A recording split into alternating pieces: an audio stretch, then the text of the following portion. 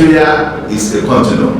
Government is a continuum. There is no particular government that will conclude all the positions. At the heart of this protest is poverty. The federal government announced the removal of tax from food import duty. Can you speak to this and tell us the impact of this? We welcome you to the July edition press conference for the third quarter of the year 2024, with a mission to help governments and societies build a sustainable, secure, prosperous, and just world. You are welcome. The vast improvement in the balance of the nation's foreign reserve, which increased from 32.29 billion in April 2024 to 37.05 billion in July 18, 2024. On July 18, 2024, remarkably, between June 30 and July 18, the external reserve rose from 34.70 billion to $37.05 billion, indicating an increase of $2.35 billion in about 18 days. This foreign reserve balance covers 11 months import. It is another indication of a stabilizing economy. In other sectors of the economy, beginning with power, we are encouraged by the quantum leap in power generation and transmission. The sector recorded a number of interventions through policies and actions by the federal government. It was a remarkable feat when 700 megawatts of electricity power were headed to the national grid with the commissioning of the Zungeru hydroelectric power station in Niger State.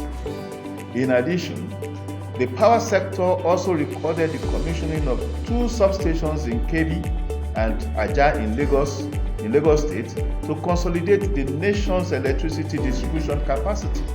This has led to a considerable increase in power supply across the country. We also commend the President for the payment of the historical 3.3 trillion naira debt owed to the power sector, which for years crippled the nation's capacity to generate, transmit, and distribute the required electricity, and unfortunately subjected the populace to the agony of endless power outages. We are aware of the federal government policy to democratize ownership and operation of the power sector to private entrepreneurs under the regulation of subnational governments.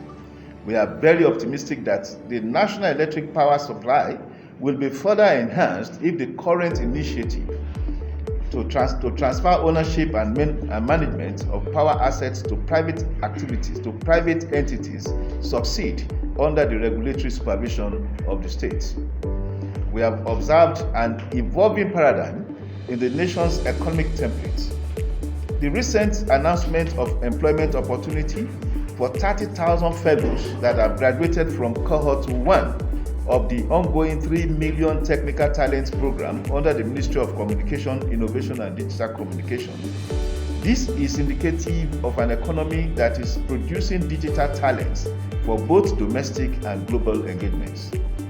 Meanwhile, it is on record that the federal government has distributed 60.452 metric tons of improved seeds, 887.255 metric tons of seedling, 138 value kits, 501,726 liters of agrochemical, 62.328.5 metric tons of inorganic fertilizers, 1,000 kilograms of fungicide, and 33,200 equipment to farmers across different value chains to enhance agricultural production. This flurry of President Tinubu's intervention in the agricultural sector has, at the last count, successfully generated a total of 309 billion into the Nigerian economy in 1 year, suggesting the resurrection of exporting activities in the agricultural sector. On aggregate, the recent waiver of import duties and tax on food importation will make food abundantly available and affordable locally.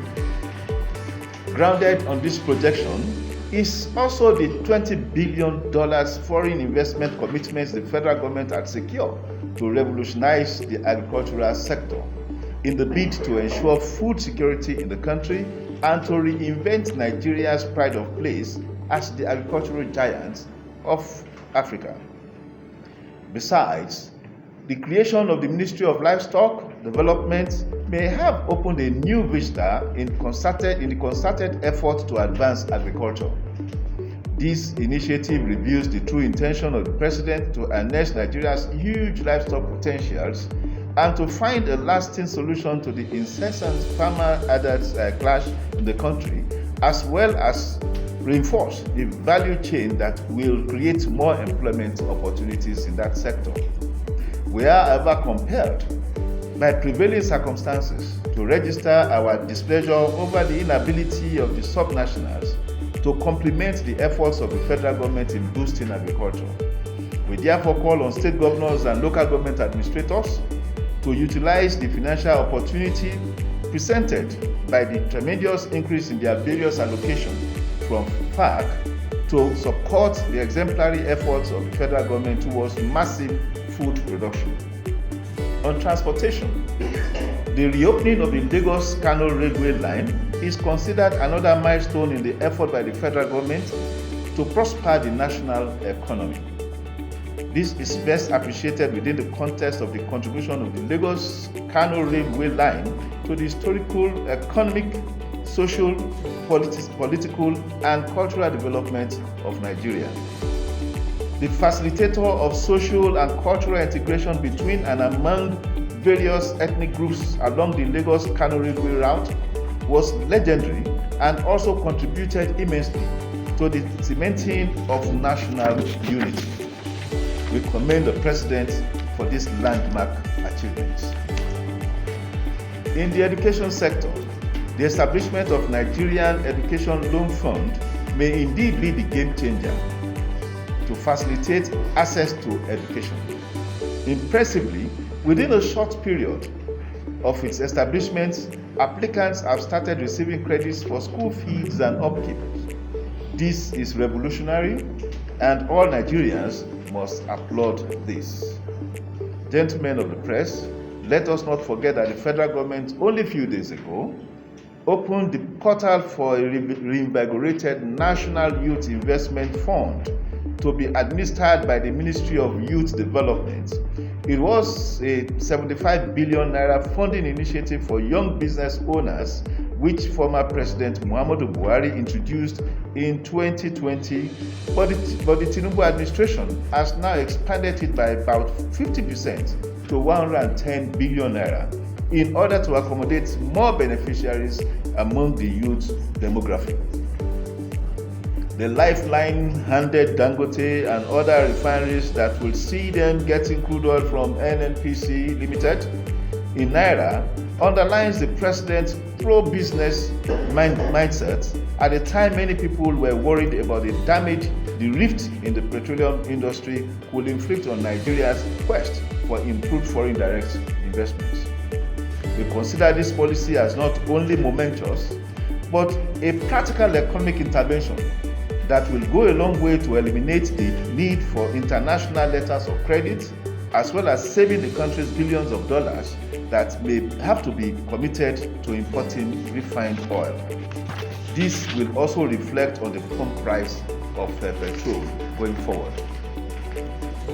We also note the pragmatic approach adopted by the Tinubu administration to resolve the age-long contradictions inherent in Nigeria's federal system.